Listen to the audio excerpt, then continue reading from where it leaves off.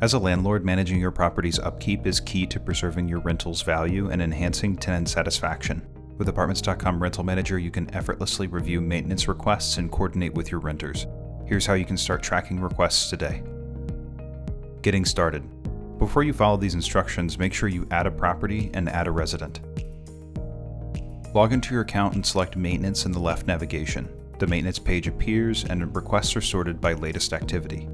Select the request you would like to review.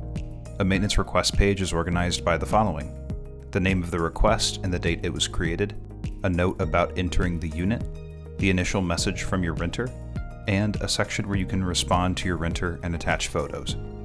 After you've addressed the renter's concern, you can close the request by selecting Close Issue at the top of the page.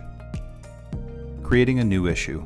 If you would like to create and track your own maintenance tickets, refer to the following steps. Navigate to the maintenance page and select New Issue in the top right of your screen. Choose the property you'd like to create a ticket for and select whether or not you'd like to notify your renter of the issue. Enter a title and a description, and then attach any relevant photos, videos, or other files. Select Create Issue when you are done.